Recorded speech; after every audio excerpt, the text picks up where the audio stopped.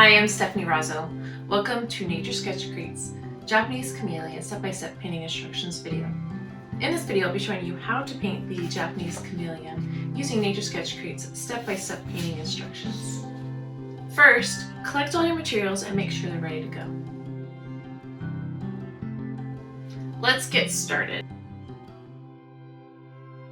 Step 1, transfer the image to the watercolor paper. So go ahead and tape the side of the transfer image to the back of the watercolor paper. Make sure you don't cover up any of the image lines that you may want to transfer. Open it up, place the graphite transfer paper light side up, dark side down. You see I've used this a few times.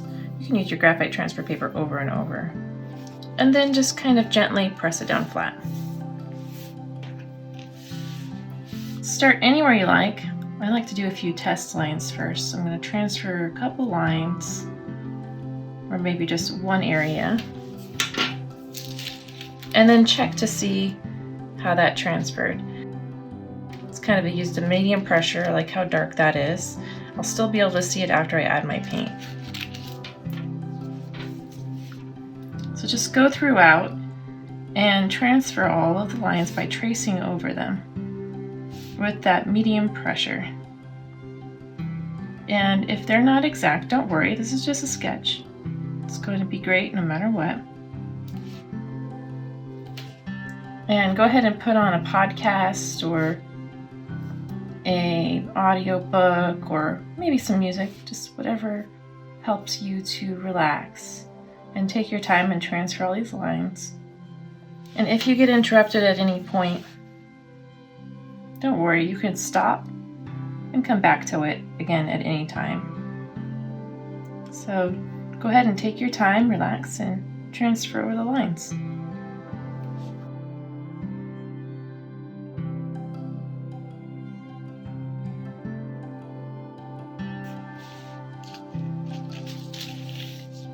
When you have all the lines transferred, go ahead and check a few times to see if you missed anything. I can see I missed a few things. You can check just by flipping the page up and down. I like to hold everything in place a little bit with a gentle push on the edge of the transfer image. Just flipping it up and down and looking at the different parts. So look at the leaf and then the center of the flower, the edges of the flower, and the bud leaves. I think it all looks pretty good to me. If you miss anything, that's okay too. You can always add it in later. And then I'm going to add in the scientific name and the common name. I'm just outlining the common name by drawing over the inner and outer areas of the text. So I'm actually drawing on top of the black twice just to cover that inner and outer area, since the text is bigger than the tip of my pencil.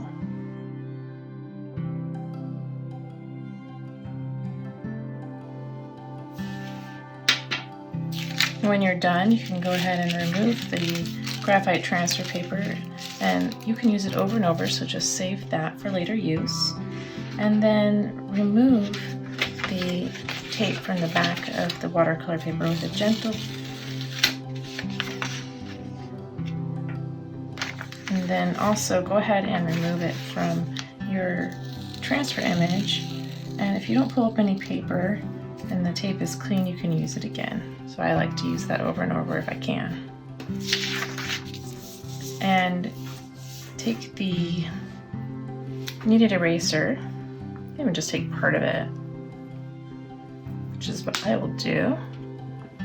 Knead it a few times to get a clean spot. The clean is the light gray area here, as you can see.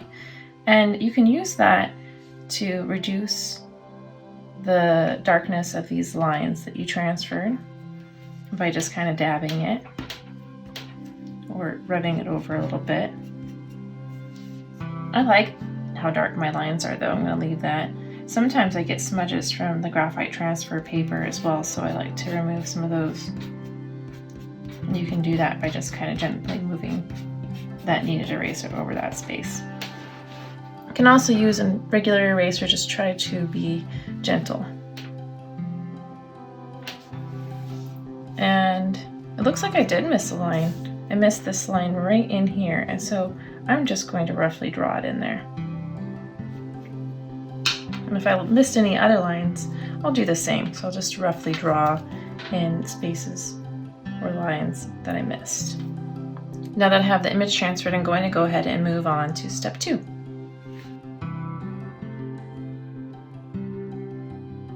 Step 2, paint in the wettest, lightest Camellia pink and bright green. So first you want to mix the Camellia pink.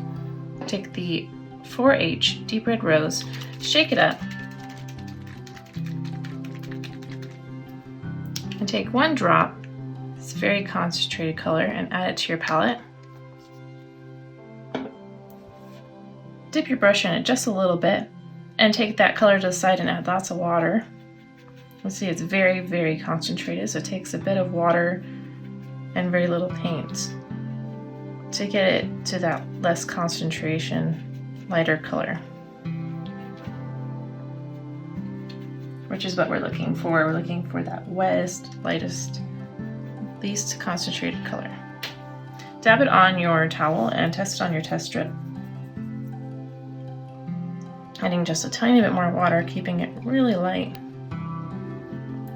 Dabbing it on my towel, and then I'm going to go ahead and apply it to both the bud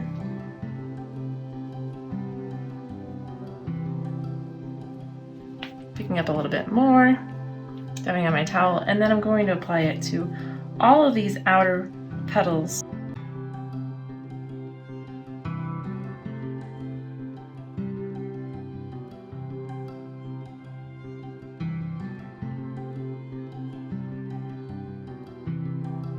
You can paint each petal individually, or you can just move quickly through the petals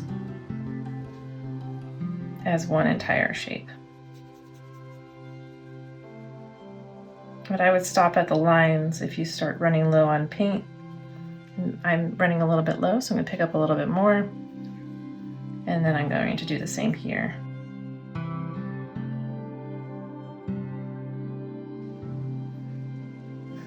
I'm going to leave the inner ruffled smaller petals white.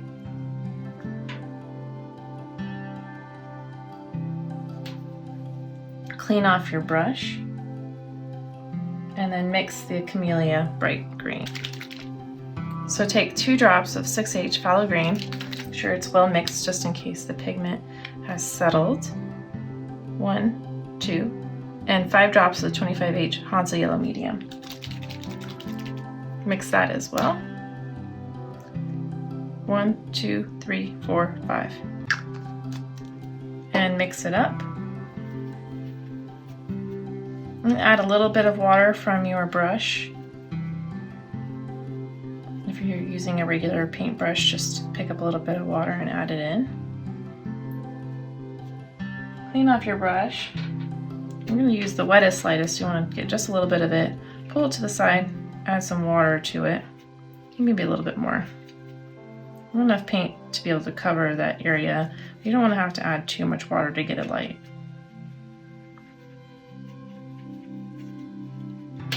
Dab it on your towel and test it on your test paper. That looks really good to me. So I'm going to go ahead and add that to the leaves and the end of the bud here.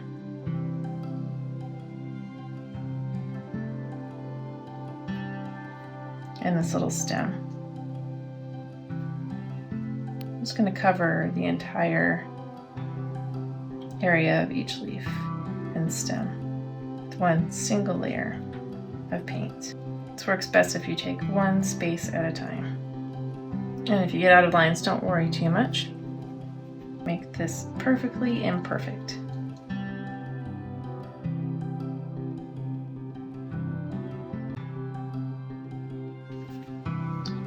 When you're done adding all that green, like you see in step 2's image, go ahead and clean off your brush and let this dry and move on to step 3.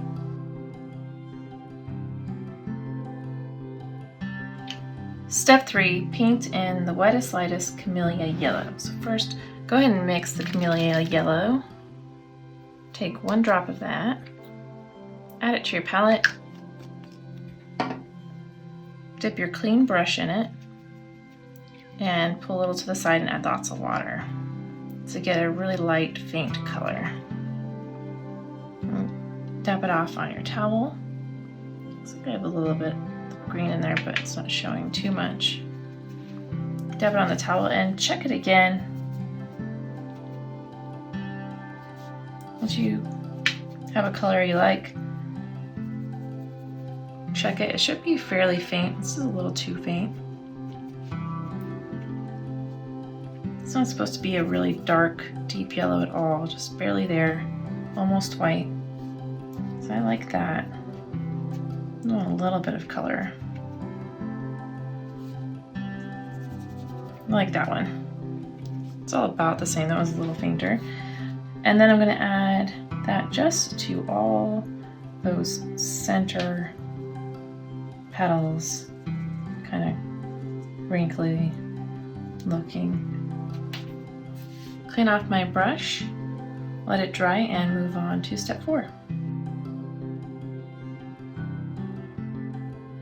Step 4, paint in driest, darkest Camellia pink.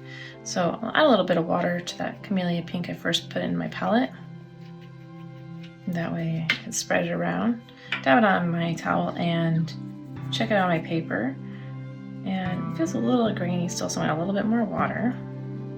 That way it moves well on my paper when I apply it.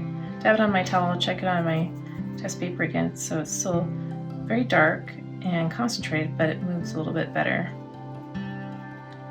So I'm going to pick up some more, dab it on my towel, and I'm going to add this to 1 petal at a time. So just this inner edge, maybe 2 petals, just staying with a small space. I don't want to get too big.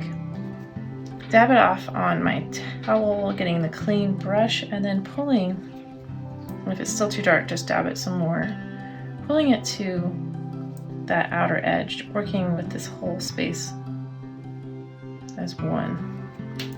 It's still too much paint, just clean your brush off a little bit more by applying some more water to it on the towel. And then you can have a nice gradient from a dark to a very light. So again, working on just 1, maybe 2 petals at a time, most. Put some paint on the outer edges.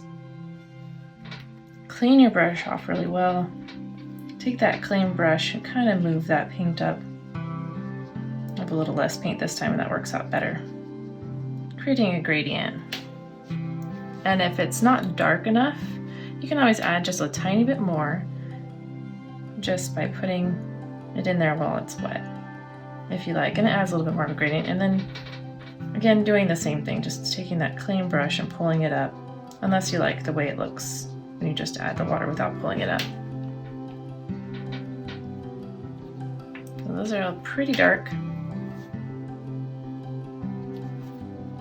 Add a tiny bit at a time, and again, just let it come to the edges of that petal.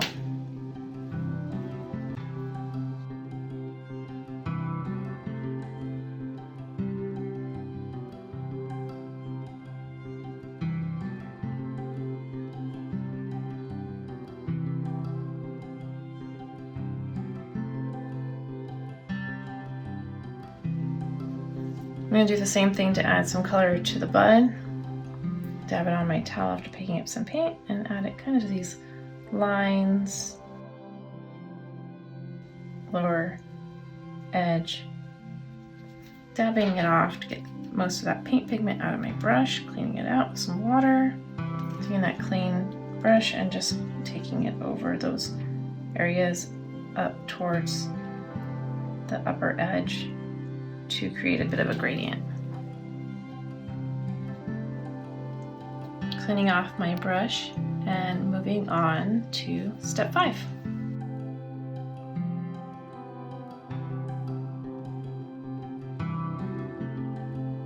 Step 5, paint in the driest, darkest Camellia deep green. Now, I often will be refilling my brush with more water, so if you're using a water brush, make sure to do that.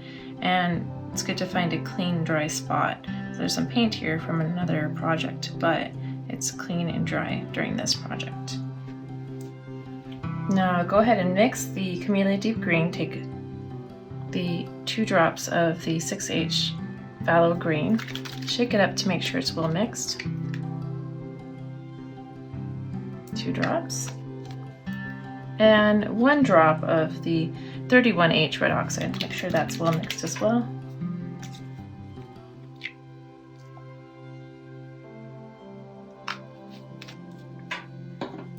Go ahead and add a bit of water from your brush so that it works smoothly over your paper when you're adding it to your painting.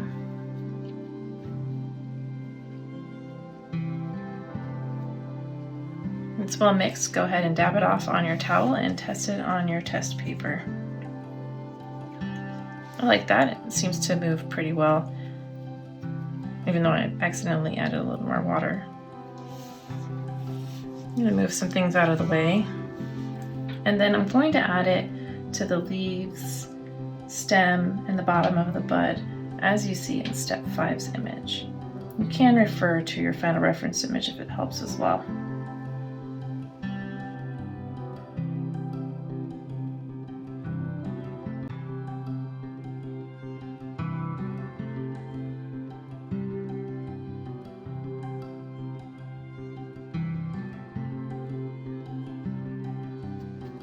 When you're done, go ahead and clean off your brush, let it dry, and move on to Step 6.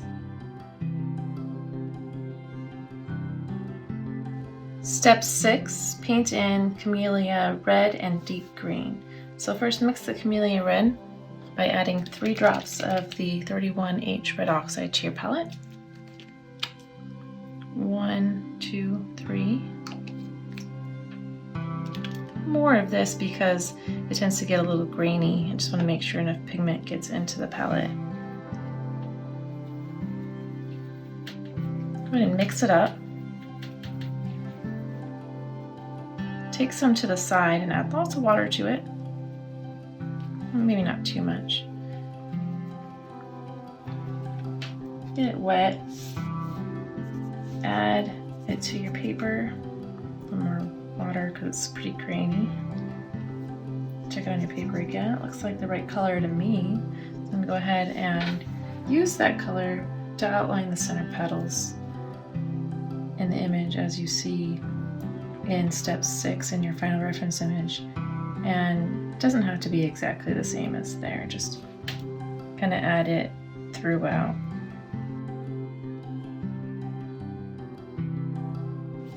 Once you've done that, go ahead and clean off your brush.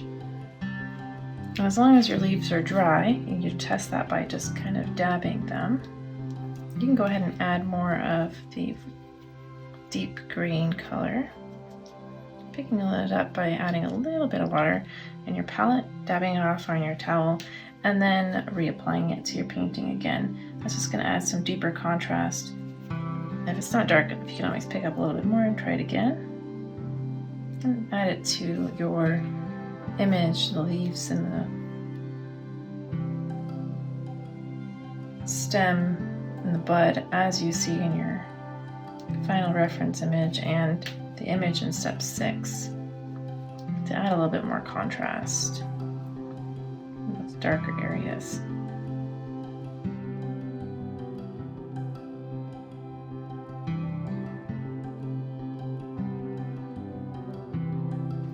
Once you've added all of that color, go ahead and clean off your brush and move on to Step 7.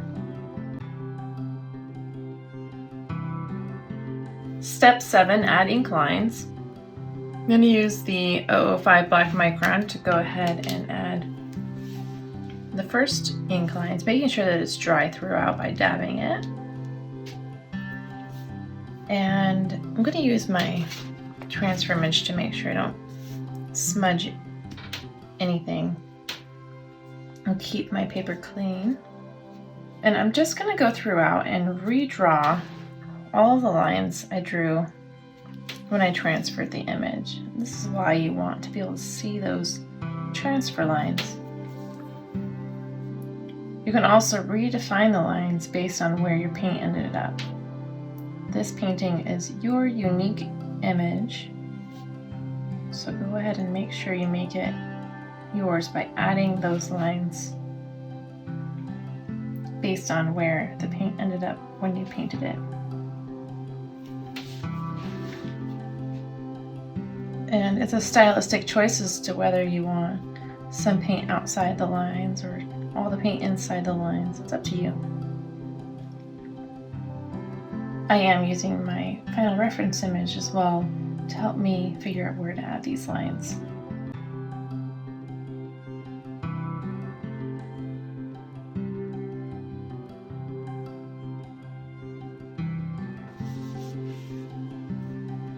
Also make sure to go ahead and outline the common name again.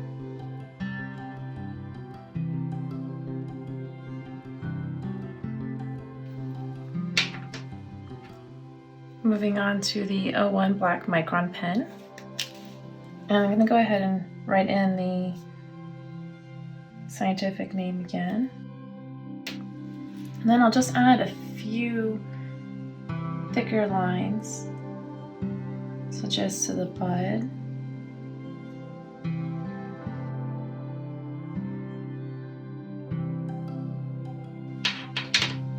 Now I'm going to move on to the black 08 micron, and I'm just going to thicken up some lines just like you see in the final reference image.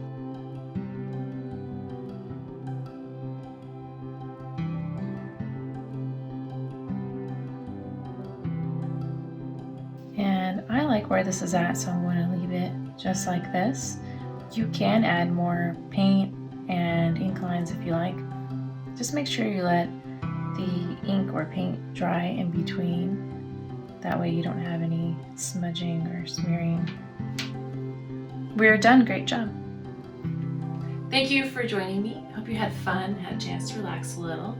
If you like this video, please take a moment to like it and subscribe to this channel. You've created a painting that is unique to you. Next, you have some options of what to do with this painting. You can punch holes in it and add it to your sketchbook. You can frame it, you can gift it. Also, make sure to share it on our Facebook fan art page. Check out the Nature Sketch Crate website for future crates and sign up for our newsletter for regular updates.